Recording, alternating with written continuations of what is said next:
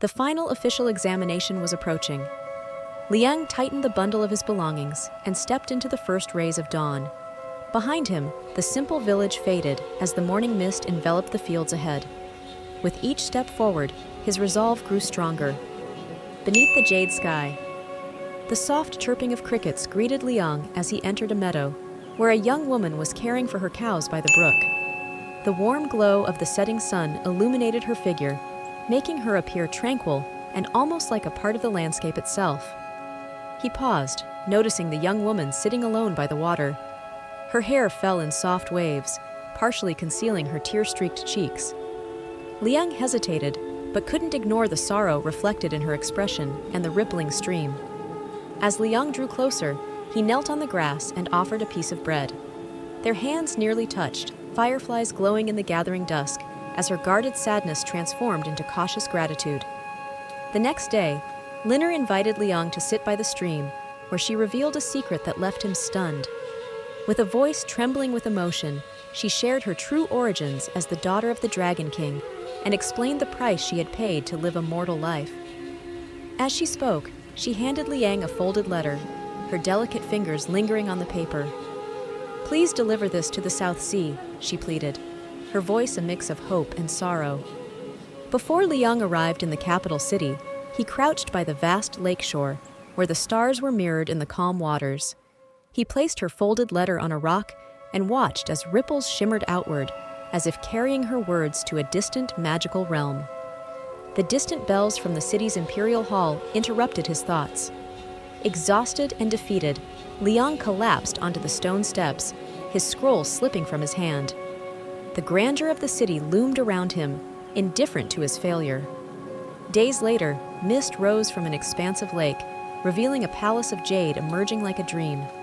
Floating lanterns cast warm reflections across the water, illuminating its mystical beauty. The gates of the palace creaked open. The same woman from the meadow appeared, draped in emerald robes that shimmered like flowing rivers. Her radiant smile reached out to him, although her appearance felt impossibly otherworldly. She told him that she loved him and wanted to marry him. Standing at the edge of the breeze, Liang hesitated.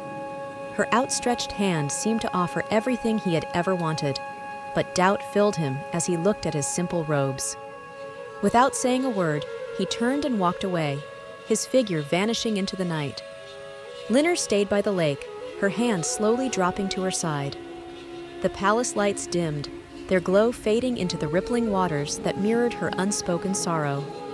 Years passed, and Liang found comfort in a simple life. In their modest home, he sat on a wooden stool while his wife poured tea. Their children laughed and played at his feet. Sunlight filtered gently through the bamboo curtains, casting a warm glow over the peaceful scene. One quiet evening, Linner gazed at Liang across the table, her eyes soft yet filled with an emotion he could not quite understand. In a whisper, she asked, "Do you know who I truly am?" Before he could respond, a radiant shimmer enveloped her, causing her mortal guise to dissolve into light. In her true form, she stood before him, her robes sparkling like the surface of the ocean. A delicate crown of pearls reappeared, framing her face beautifully.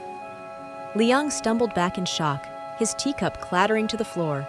His face was a mixture of disbelief and awe as he looked at the woman he thought he knew. She now stood before him as a being of divine beauty, her radiant presence almost overwhelming. Kneeling before him, Linner reached out, her voice trembling as she said, "I gave up the heavens to live by your side."